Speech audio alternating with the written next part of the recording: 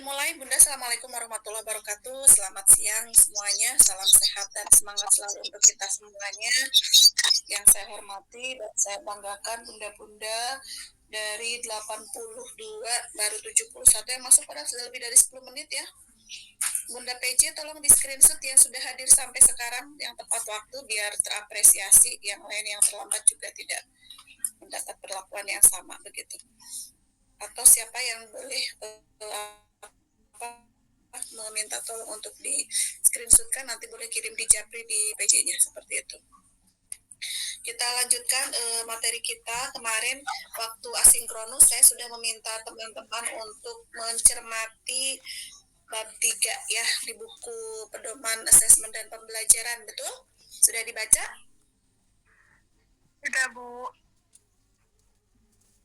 Ya, baik. Kalau sudah, berarti bisa nanti kalau diminta untuk menyampaikan hasil bacaannya. Bentar. Saya off cam dulu. Sinyalnya di sini kurang bagus.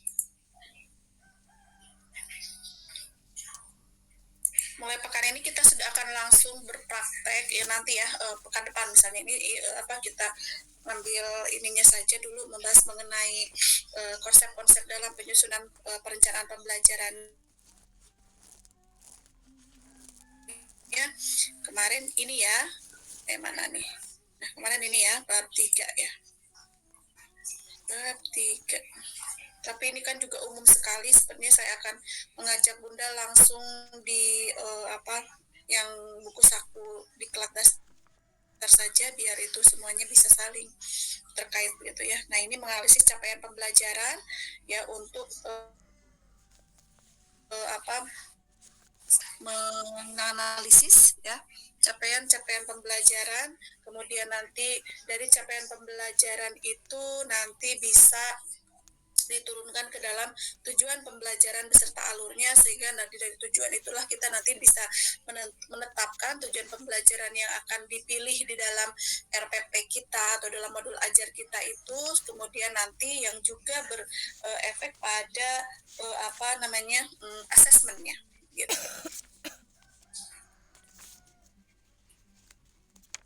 Ini konsep-konsepnya saya yakin bisa. Nah, menganalisis capaian pembelajaran juga saya yakin bunda-bunda sudah sangat paham ya, di mana fase CP kita ada di fase pondasi begitu ya. Nah, CP ini adalah kompetensi pembelajaran yang harus dicapai setiap siswa di akhir setiap fasenya begitu ya.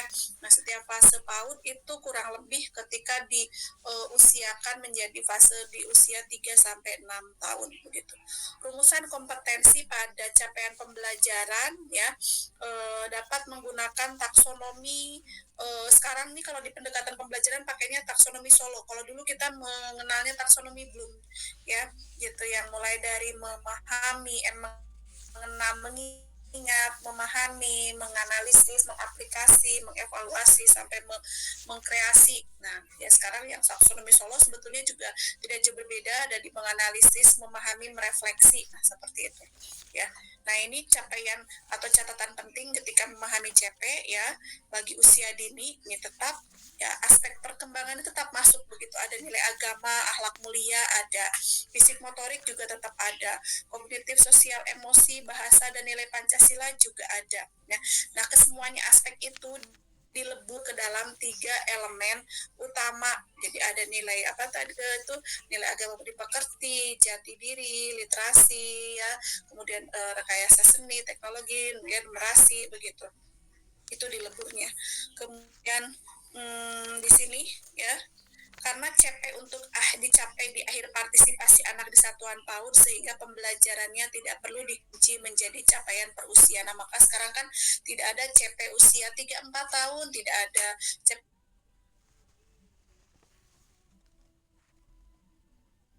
usia 5 ya, tapi langsung dibuat range ya.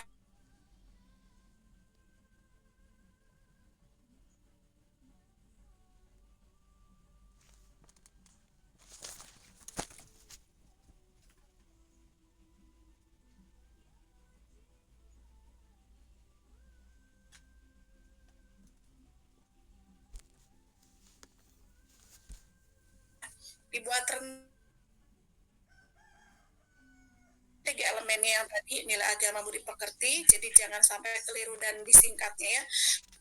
Kemudian dasar-dasar literasi matematika, jadi bukan literasi numerasi ya, jadi dasar-dasar literasi matematika, sains, teknologi, rekayasa, dan seni, begitu ya. Nanti diharapkan dapat dieksplorasi semua aspek-aspek perkembangannya secara utuh dan tidak terpisah. Ini sedikit kesinambungan dengan dari PAUD ke SD ya, bahwa 6 aspek kemampuan fondasi ini, nah nanti ini ya, yang seperti tadi ini 6 aspek ini ya, sama kok nilai agama, akhlak mulia. Kalau dulu nilai agama moral ya, sekarang nilai agama dan akhlak mulia, psikomotorik, kognitif, sosial, emosi, bahasa. Kalau dulu ada seni, sekarang diganti dengan nilai Pancasila, begitu ya. Nah, itu semuanya melebur pencapaian yang di SD di sini ya. Nih, mengenal nilai agama dan budi pekerti, kematangan emosional, keterampilan sosial, pemaknaan terhadap pembelajaran yang positif, pengembangan keterampilan motorik dan perawatan diri, sampai kematangan kognitif. Ini semuanya di CP yang mungkin masuk di SD ya. Nah, seperti ini. Ini kemampuan fondasi ya. Fondasinya untuk apa? Untuk kematangan emosi, ada di elemen jati diri ya, dengan TP-TP-nya. Kalau di SD, TP-nya ada di kategori mata pelajaran pendidikan Pancasila. Atau di sini di pengembangan motorik, misalnya begitu ya, elemennya ada di jati diri kalau di kita ya, di PAUD begitu. Kalau di SD, muatan pelajarannya bisa PJOK begitu ya. Nah, dan yang lainnya. Kita langsung di sini aja. Contoh pemanfaatan fase-fase, nggak usah lah. Ini menyusun tujuan pembelajaran dan alurnya ya. Langsung di sini. Ini mengurutkan dari ini. Cara menyusun ATP. Ya, ATP-nya walaupun sudah disiapkan, tapi inilah poin-poin penting saat merumuskan ATP itu, di mana pengurutan itu dimulai dari keterampilan, pengetahuan, sikap dari yang sifatnya konkret ke abstrak. Nah, gitu ya. Jadi nanti teman-teman akan melihat tuh pengurutan atau urutan begitu ya, seperti tangga begitu, urutan dari konten yang konkret berwujud konten yang lebih abstrak atau simbolis. Kemudian yang deduktif yang sifatnya umum ke yang sifatnya spesifik ya, dari yang mudah ke yang sulit, dan pengurutan hierarki. Ada juga pengurutan prosedural ya, tahap-tahap sebuah prosedur, dan ada juga dari scaffolding. Ini ilustrasi penyusunan alur tujuan pembelajaran. Kita lihat di sini. Ini nggak usah lah, sudah kayaknya dulu ya. Dilihat contohnya saja langsung. Nah, ini sudah ya, menyusun perencanaan pembelajaran. Nanti ada di identifikasi, desain, pengalaman. Nanti kita ini cermati semua di praktek yang di buku saku. Ini nih. Mana ATP-nya? Oh, ATP-nya ini contohnya langsung ke sini. Nah, ini aja ya, CP. Nah, ini maksud saya yang tadi diperhatikan. Ini saya sudah berbalik ke dokumen CP fase fondasi ya. Betul? Mohon dikonfirmasi karena saya tidak. Nah, ini contoh penahapan penguasaan kompetensi dan konsep pengetahuan yang ada di dalam elemen nilai agama budi pekerti. Ya, nilai agama budi pekerti terbagi ke dalam beberapa subelemen ya. Nah, ini. Nah, di mana subelemen itu ya, subelemen yang pertama misalnya murid percaya kepada Tuhan Yang Maha Esa. Ya, sebagai pencipta dirinya, makhluk lain, dan alam serta mulainya. Ya kan? Ini TP-nya ya. TP-nya mengenal ajaran agama kepercayaan dianut. Nah, ini adalah ATP-nya, alur tujuan pembelajarannya. ATP ke-1, ke-2, ke-3, ke-4. Dasar penyusunannya ini ya, pengurutan dari mudah ke sulit. Kenapa? Karena pada saat TP kita yang besarnya ya, kemampuan yang besarnya itu mengenal ajaran agama kepercayaan yang dianut itu kan sangat umum.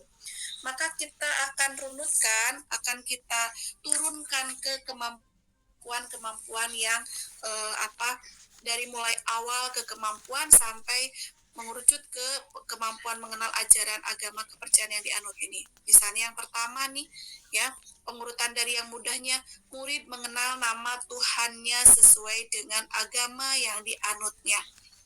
Ini sangat mudah karena misalnya bisa dilakukan nanti bisa melalui tanya jawab, dia tepuk rukun iman, tepuk rukun Islam gitu ya, mengetahui adanya Allah, kemudian syahadat begitu misalnya nanti. Jadi anak akan mudah. Ini pemahaman yang mudah. Baru mengenal simbol-simbol yang berkaitan dengan agama yang dianut. Apa itu simbolnya? Ya tadi kalau misalnya agama Islam ada namanya rukun iman, ada namanya rukun Islam. Apa saja rukun Islam? Ada syahadat, ada mengenal Nabi, ada mengenal nama malaikat gitu.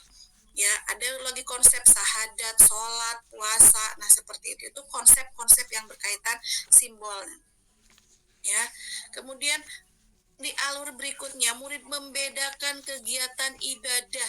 Nah, sudah tahu bahwa sholat itu bagi umat Islam. Kalau mungkin umat lain, misalnya ke gereja, ke vihara, ke mana lagi?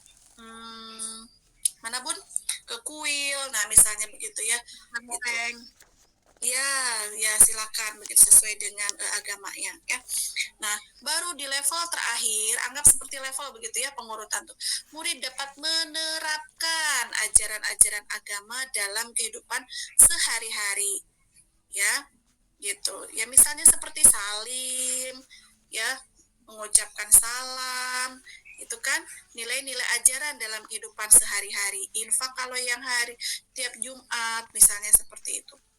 Ya, ini ATP ini nanti akan Bunda pilihkan, akan Bunda tetapkan di RPP-nya. Nah, maka Bunda harus melakukan identifikasi awal atau assessment awal terkait seluruh ATP ini nih ya. Ini sampai ke bawah ini kan elemen nilai agama budi pekerti begitu. Baru nanti di sini yang elemen jati diri semuanya. Ya. Sampai literasi ya, matematika, sains, teknologi, rekayasa, dan seni semua ini.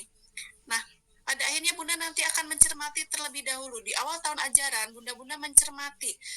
Ya, anak-anak berada di level, berada di urutan yang mana nih di ATP-nya.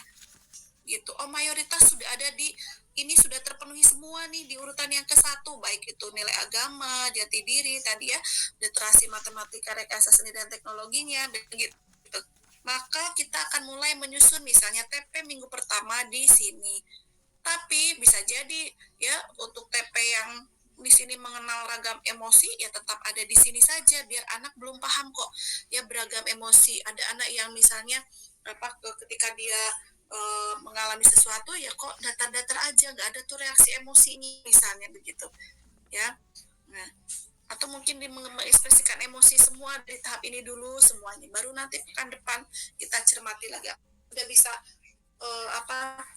maju ke TP berikutnya. Jangan sampai Bunda minggu ini hanya ada di reflekskan emosi yang dirasakan, pekan berikutnya ke sini malah turun, jangan ya. Karena ini seperti hierarki perkembangan yang terus berangkat dari kompetensi yang sederhana ke kompetensi yang kompleks seperti kata keterangannya di sini. Ya, maka tidak mungkin kalau anak sudah memahami, sudah bisa mempraktekkan kompetensi yang kompleks, ya tidak mungkin dia belum memiliki kompetensi yang sederhana. Jadi harus berangkat dari TP-TP yang ini, ya. Sampai di sini bisa dipahami? Ya, kita akan masuk ya, ada sebelumnya ingin ditanyakan dulu, didiskusikan? Kalau sudah, saya akan ajak langsung ke proses penyusunan pembelajaran. Ini yang mulai pekan depan akan Bunda-Bunda coba praktekkan, ya. Berkomponennya sedikit demi sedikit begitu. Oke. Mari kita lanjutkan kalau begitu. Di proses penyusunan perencanaan pembelajaran. Perencanaan pembelajaran ini dirancang untuk membantu pendidik melaksanakan pembelajarannya sehari-hari untuk mencapainya tujuan pembelajaran. Ingat, bukan capaiannya itu tema. Ketercapaian bukan tema-tema yang disusun, tapi tema itu adalah apa? Kemasan. Ya, kita sudah mulai menghilangkan paradigma kalau menyusun pembelajaran itu temanya apa. Bukan begitu, tapi pembelajaran itu tujuannya apa. Gitu. Jadi kalau ke pasar bukan mau beli apa, tapi nanti mau masak apa dulu gitu. Ya, baru kalau mau masak apa ditentukan ya tujuannya. Tujuannya mau masak apa dan itu bukan bahan akan bingung seperti itu. Maka di sini pun sama, saat menyusun perencanaan pembelajaran yang Bunda lakukan adalah memilih dulu, menetapkan dulu tujuan pembelajarannya ya, gitu, dengan ya mic-nya mohon ya. Nah, dengan memilih bahwa ATP ini adalah tujuan pembelajaran yang diurutkan. Gitu. Ya. Bisa jadi ini perencanaan pembelajaran ini buat mas pendidik pun dapat TKA-nya ada 2 kelas, ada 4 kelas, maka TKA A atau TKA 1 ya TP-nya mungkin anak-anak berada di level ATP yang pertama dulu. Tapi mungkin sudah mengambil pinter tuh, jadi berangkatnya dari TP ATP yang kedua misalnya begitu visualisasinya. Apalagi murid yang ada karakteristik khasnya, lingkungan sekolahnya, ketersediaan sarana prasarana, stimulasi yang pernah itu juga sangat berpengaruh. Ya, itu. Ini tadi sudah menganalisis capaian ke ATP, ke merencanakan pembelajaran. Ini jangan lupa 3 elemen ini ya, TP, TP atau ATP dari 3 elemen ini harus semuanya cantumkan dalam RPP-nya. Ya, seperti itu. Nih, alur tujuan pembelajaran dapat dikembangkan oleh pendidik ya sesuai kemampuannya dengan cara bisa mengembangkan ya bisa mungkin yang disediakan oleh pemerintah yang seperti di dokumen CP fase fondasi ini. Kalau saya lebih kalau kita masih belum merasa pemahaman kita masih kuat untuk menentukan alur tujuan pembelajaran ini pun nanti harus diturunkan ke dalam KKTP kalau dulu ya, indikator ketercapaian pembelajaran, sekarang kriteria ketercapaian tujuan pembelajaran. Nah, maka sudah saja yang disediakan ini bagi saya misalnya itu silakan guru yang sudah mahir sekali mau menyusun sendiri ATP-nya silakan di sini ya, mau sepenuhnya mau yang disediakan oleh pemerintah atau menggunakan contoh yang disediakan sesuai kebutuhan belajar ini. Ingat di fase awalnya ya ada berangkat ke TP 2 sampai ke TP yang ya tadi di sini ya ada yang 3 TP, mungkin ada yang 4 begitu ya, sampai berakhirnya di fase fondasi tersebut begitu. Nah, di sini contohnya ya. Ini sub elemennya murid percaya kepada Tuhan Yang Maha Esa ini tadi sama fase fondasi. Makanya ini kokok ayamnya nggak perlu dibunyiin dulu Bu mic-nya biar teman-teman lain tidak terganggu. Kemudian baru murid mengenal simbol yang berkaitan dengan agama. Tadi di sini saya contohkan ya. Ini mengurutkan dari mudah ke sulit. Kemudian berikutnya ya. Nah, dalam pelaksanaan ATP di PAUD, satu kegiatan pembelajaran dapat diarahkan untuk mencapai lebih dari satu tujuan pembelajaran. Coba gimana tuh ya dalam pelaksanaannya. Oke, kalau dalam pelaksanaannya bisa jadi dalam satu kegiatannya, misalnya kegiatan nanti yang dikemas ya, kemasan kegiatannya bisa jadi nanti untuk dapat memenuhi, untuk dapat menstimulasi kemampuan 1 atau 2 ATP yang dipilih, boleh kalau seperti itu ya.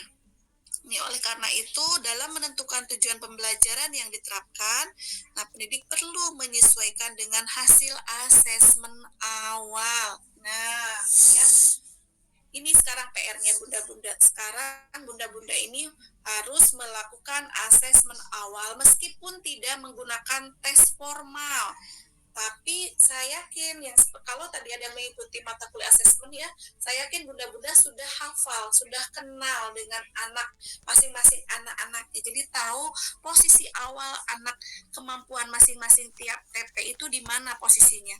Dari 15 anak ini, oh TP-nya untuk ini nih misalnya ya, oh ada nih dari 15 anak ini 10 sudah ada nih di sini ya, 10-nya tinggal 5 yang belum, maka TP-nya pekan ini tidak apa-apa, ini lagi ya, nanti untuk yang 10 kita sudah tahu mereka sudah bisa, tapi yang 5 kan belum, maka nanti harapannya yang 5 bisa semuanya dapat.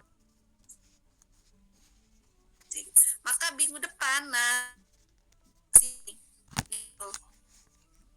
ya nanti kita cermati lagi, ternyata kalau di sini 7 ya, 8 yang masih belum, pekan depannya lagi silakan ulang lagi gitu. Nanti kalau sudah tercapai semua bisa dilakukan asesmen sumatif, TP-nya ini lagi, begitupun juga untuk TP-TP lainnya, misalnya dicari TP-TP yang sama gitu ketercapaiannya ya. Ini kita bisnisnya langsung ke proses praktek biar cepat ya. Ini nanti mengenal kegiatan intra, ko, dan ekstra. Kalau di kita fokus saja di kegiatan apa Bu? Kokulikuler ya. Kokulikuler. Sedangkan kalau intranya itu yang 8 profil dimensi. 8 dimensi profil itu boleh dilakukan waktu saya mengikuti BIMTEK itu dilakukan minimal 1 semester 2 kali gitu. Boleh memilih ya topik-topik terkait dengan penguatan 8 dimensi profil pembelajaran mendalam gitu ya. Gitu. Nah, ini penyesuaian bentuk kompetensi dan muatan belajar kokurikuler. Nih, ada perubahan-perubahan semula paling sedikit dalam bentuk proyek NAP 5 ya kan, kalau sekarang ya dilakukannya dengan gerakan 7 kebiasaan anak Indonesia hebat. Kompetensinya kalau kemarin kan P5 ya, ada 6. Ya sekarang 8. Nah, ini nanti akan juga masuk di RPP atau modul ajarnya. Temanya kalau dulu ditetapkan ya kan, misalnya aku sayang bumi, kalau tidak salah ya dulu berapa tema profil P5 nih, teman-teman yang ikut guru penggerak mungkin masih ingat ya, ada beberapa tema terkait dengan muatan P5-nya. Nah, kalau sekarang tema boleh ditetapkan oleh satuan pendidikan. Bu mau pakai yang kemarin lagi, silakan. Seperti itu. Kalau ekstrakurikuler boleh sesuai dengan kebutuhan dan kondisi di masing-masing sekolah. Nah, ini ya contoh pengembangan kemasan temanya. Ingat sekali lagi, tema bukan hal yang utama, tapi kemasan untuk menstimulasi, bungkus ya caranya untuk menstimulasi tujuan pembelajaran yang sudah dipilih tadi. Nah, mari kita masuk ke pengorganisasian pembelajarannya. Ya. Ini tadi contoh tanaman di sekitarku ada apa, perhatikan karakteristik lingkungan sekolahnya. Kalau mungkin di pedesaan atau mungkin ya banyak berkebunan, oh mungkin ada bayam itu selain, oh ada perkebunannya terdekat, mungkin di rumah juga familiar anak-anak yang sering dimasakkan orang tuanya, ibunya sayur bayam. Yang sering sekali ditemukan apa, oh pisang, oh tapi mungkin kalau di Malang ya maaf, kalau di Garut misalnya ya, di Jawa Barat yang ada jeruk misalnya seperti itu ya. Jadi silahkan, ini juga sesuaikan dengan karakteristik sekolah. Bunga yang sering atau familiar sekali banyak ditemui di sana apa di sekolah Bunda? Bisa jadi bukan mawar, bisa jadi anggrek, bisa jadi bunga apalagi ya begitu. Atau mungkin ini ya tanaman toganya misalnya yang sering ditemui jahe. Tapi ingat sekali lagi ya prinsip temanya, kesederhanaan, kedekatan, keinsidentalan, begitu, kemenarikan gitu. Jangan nanti menarik bagi anak begitu. Karena kan yang lebih sering makan jahe atau konsumsi itu seperti orang tua kalau minum jamu begitu gitu. Berarti tidak boleh, tapi nanti kan harus menyenangkan begitu ya. Cari mungkin tanaman toga lain yang justru akan lebih banyak anak bisa menerimanya. Apa itu gitu ya? yang lebih anak mungkin bisa familiar dan bisa menerimanya gitu. Oke, nah lanjut di pengorganisasian ini silakan dicermati ya jumlah JP-nya, kemudian intrakurikulernya berarti tadi topik-topiknya, kokurikuler apa gitu ya. Di sini tidak ada ekstrakurikulernya menarik. Nah ya, kemudian kokurikuler yang di September tidak ada, tapi adanya di Oktober ada tubuh sehat dengan perlahan. Kita masuk di sini komponennya, komponen perencanaan pembelajarannya ya. Ada 4 elemen yang besar begitu ya, kemudian nanti ada juga sub-sub ya. Pertama identifikasi ini kita nanti harus mengidentifikasi kesiapan ya, bisa dilihatnya dari kategori itu, bisa juga memahami karakteristik materi pelajaran, bisa juga menentukan, kemudian juga yang dilakukan berikutnya menentukan dimensi profil lulusan. Kemudian berikutnya, nah ini kemasannya, desainnya mau seperti apa ya, mulai dengan menentukan tujuan, kita menentukan kerangka pembelajaran yang praktik pedagogisnya seperti apa, kemitraannya dengan siapa, lingkungan pembelajarannya bagaimana, dan pemanfaatan digitalnya seperti apa. Ya. Nah, kemudian asesmen tadi juga akan dicantumkan di awal sekali, ya. Ada di bagian atas terkait asesmen awal pada bagian RPP nanti, begitu. Ya, kemudian asesmen pada proses pembelajaran akhir nanti kita bahas ya, kita tidak fokus di asesmen begitu. Kemudian di pengalaman belajarnya ya, nanti ada di pengalaman belajarnya anak ngapain aja, nah, disitulah masuk yang pengalaman belajar anak di mana dapat memahami, dapat mengasosiasi, dapat merefleksi, di mana pembelajaran yang berkesadaran, yang bermakna, menyenangkan itu juga masuk di situ nanti ya gitu. Nah kita langsung masuk saja nih, contoh dilihat yang sudah mendownload buku sakunya juga bisa sambil dilihat kalau kurang jelas ya. Identifikasi di sini kan baru identifikasi dimensi profil ya, tujuan pembelajarannya di sini, tapi yang paling utama apa yang belum, asesmen awal. Jadi di sini komponen utamanya di sini asesmen awal yang Bunda tuliskan. Misalnya bunyi asesmen awal ini apa Bunda? Saya balik ke sini. Ya dari sini nih. Nah, saya ambil misalnya di mana? Nah, di sini ya. Anggap di mengelola emosi saya ambil ya. Nah, berdasarkan hasil pengamatan ya, begitu. Dari 15 anak ya, kita anggap ini sudah ada murid mengenali reaksi emosi spontan, tapi yang ini yang akan kita bahas.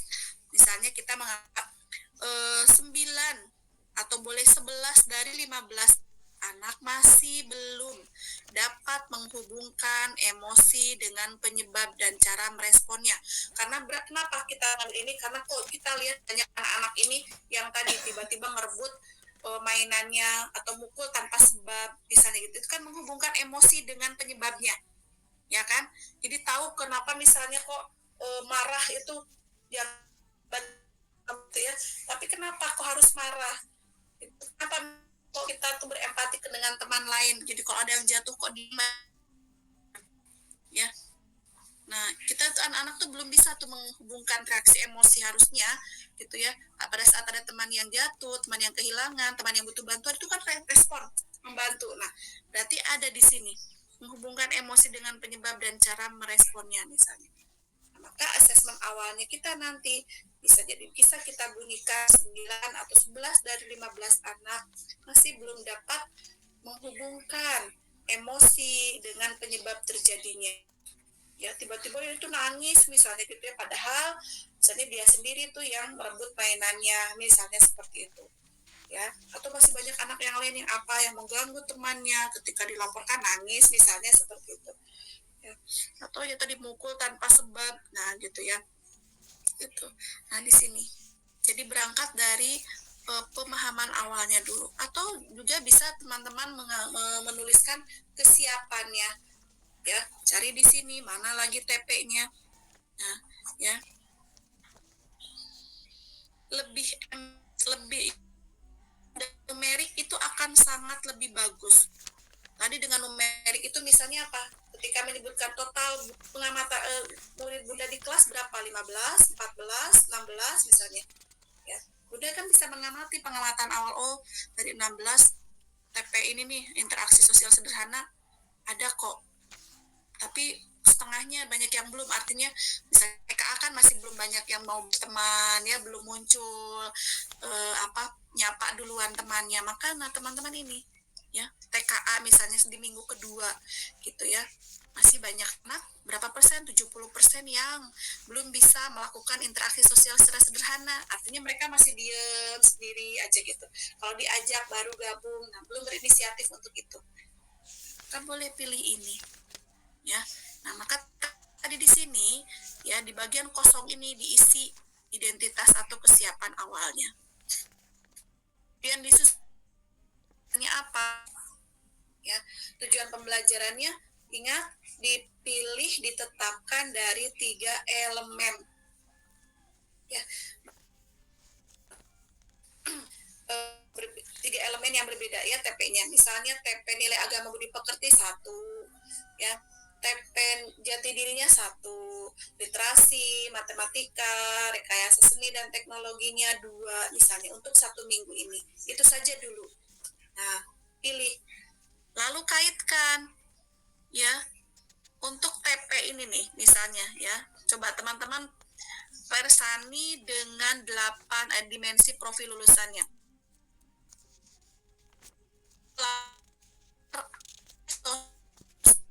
Sederhana.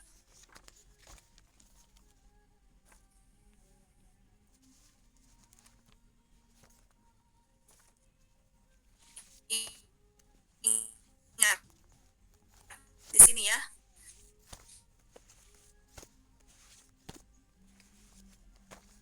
Si profil lulusan masuk ke mana?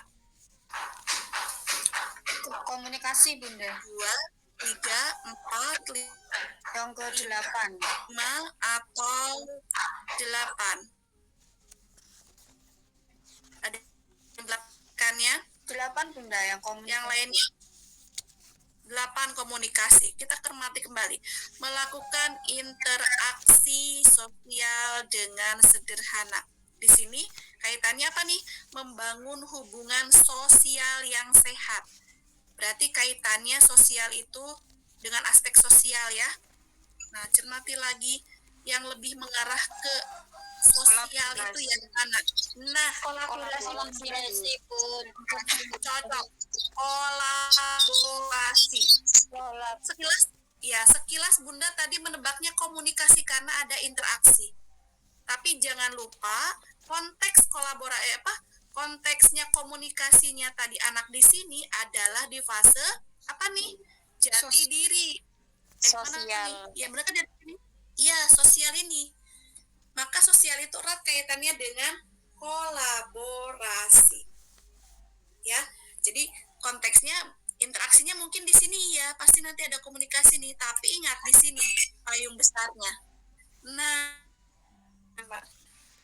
kembali lagi ya, kalau tadi yang ikut asesmen itu kesesuaian peristiwa dengan TP. Sekarang ya, kesesuaian ATP dengan ini tadi ya, profil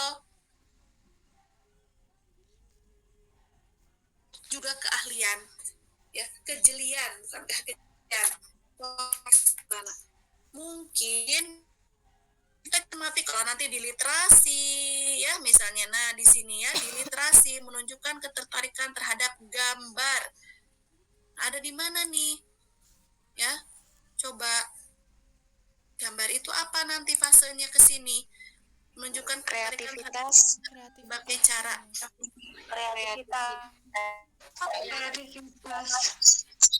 Penalaran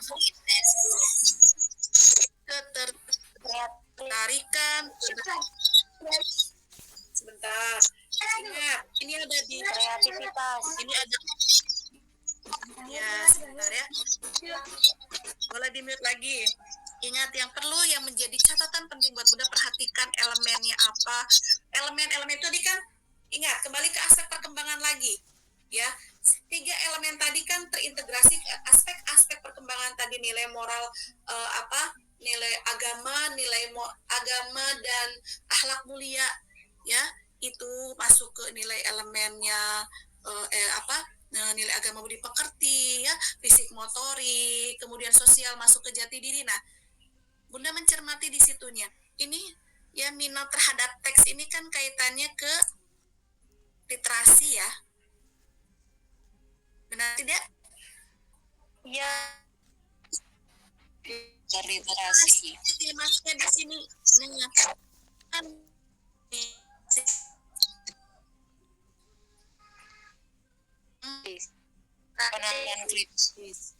Penalaran kritis. Pertimbangannya Bunda? Penalaran kritis?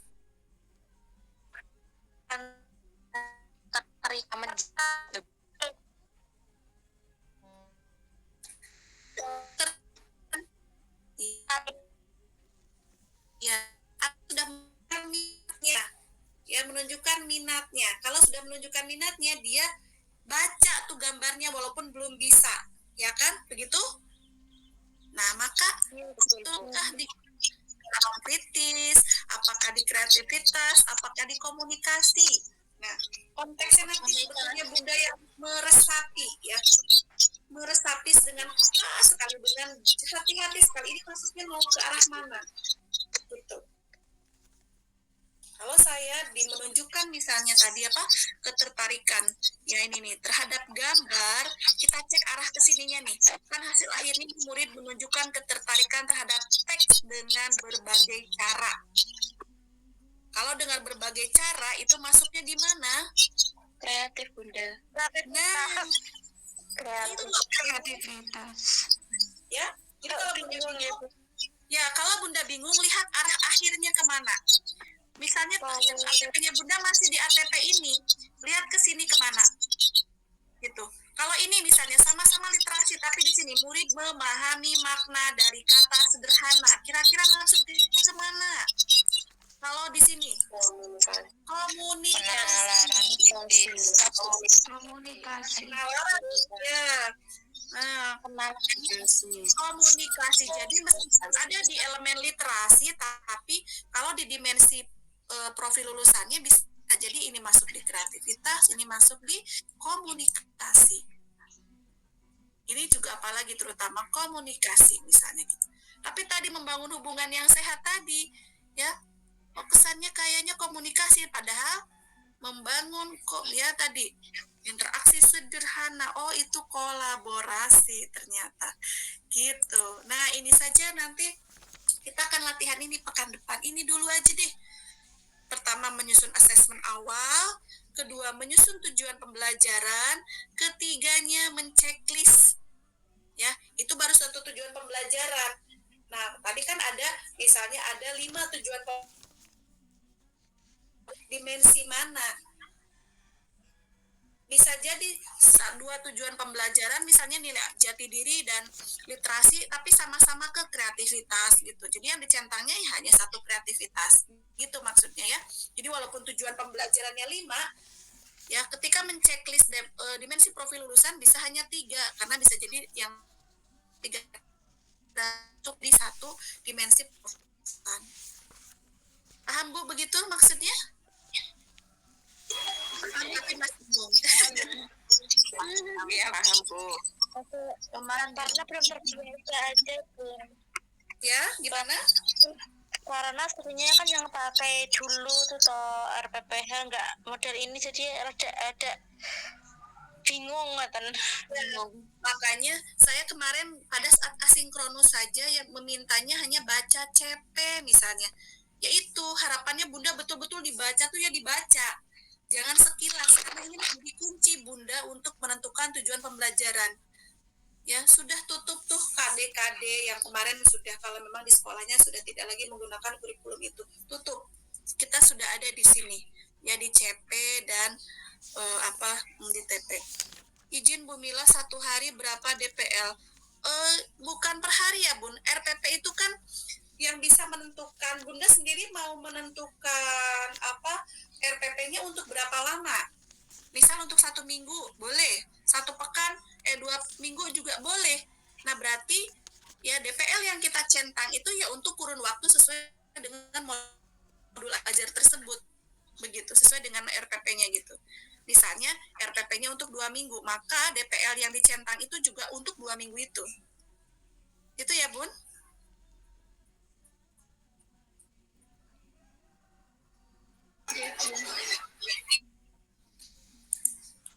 Oke. Oke, Bu Mila. Monggo, ada lagi yang didiskusikan. Kita berangkat pelan-pelan dulu saja. Ya, Bunda-bunda pekan depan berlatih menyusun. Bun, ngapunten mau tadi? tanya. Kan rencana pembelajaran. Itu kan untuk usia 3 sampai 6, sedangkan saya itu mengajarnya di TPA, boleh usia 1 sampai 3 menggunakan elemen yang 3 sampai 6 tahun itu? Enggak ya Bu. Kalau TPA saran saya tetap pakai STPPA itu, meskipun KD-nya tidak dipakai, tapi STPPA-nya masih boleh. Jadi saran saya pakai STPPA atau pakai Ibu pakai perkembangan milestone punya tidak Bu? Misalnya dari psikologi perkembangan, dari Ibu mencermati dari milestone secara teoretis gitu, atau kalau ininya pakainya itu aja STPPA. Karena kan pasti akan ya, iya. APP-nya nggak kan ya, enggak Bu? Ya, normal. Iya, soalnya TPA-nya ini kan usianya gimana ya Bun, dari usia 1 sampai 6 tahun gitu loh. Ya berarti anggap aja Bunda gini, kalau di saya juga sama di kampus ya, kan ada TPA. Jadi yang 0 sampai 3 tahun itu namanya pakainya program stimulasi. Ya, nah itu pakainya milestone. Pakainya milestone itu ya kalau kita punya daftar checklist perkembangan anak setiap usia ya. Nah, bisa dari KIA, bisa dari DDTK. Nah, itu pakai itu. Nah, ya sudah Bun. Iya. Nanti Bunda saat itu tujuan pembelajarannya, Bunda harus membuat stimulasi yang terstruktur dan terprogramnya untuk usia 3 sampai 6 tahun di daycare itu. Gitu. Tetap pakai dokumen CP. Oh iya. Jadi bukan berarti yang usia 0 sampai 3 tahun tidak ada pembelajaran, ada. Pakainya namanya program stimulasi, program yang lebih, kalau saya mengatakan program yang lebih singkat begitu, yang lebih sederhana. Ya, misalnya hari ini mau pengembangan motorik kasar ya, untuk anak yang sedang merangkak, apa nih kegiatannya? Ya, pakai bola medianya, misalnya bermain bola untuk anak, jadi anaknya nanti mengejar bola itu dengan merangkak. Nah seperti itu di saya, di TPA kami. Jadi ada program stimulasi untuk anak usia 0 sampai 3 tahun. Per 0 aja itu nanti akan dibagi-bagi lagi, 0 sampai 3, 3, 6, 9, 9, 12, 12, 15, 15, 18, 18, 24, 24, 36. Gitu. Tapi tetap perlu menggunakan CP itu kan Bun, yang 3 itu. Tadi saya tidak.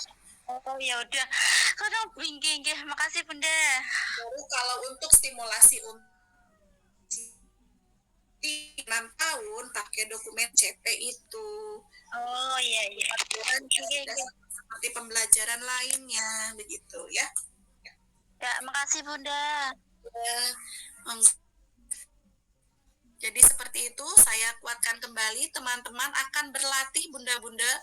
Ya, saya yakin mungkin dari 78, kalau berarti yang hari ini tidak masuk 5 orang ya, enggak, 3 orang.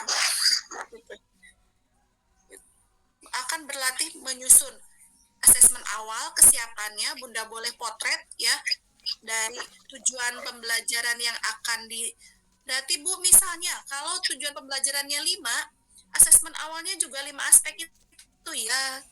Kemarin saya waktu berlatih di Wates Art Bimtek itu seperti itu. Atau ya ibu mau ya berdasarkan kesiapan kaitannya nanti kalimatnya silakan mau kesiapan, minat juga boleh ya.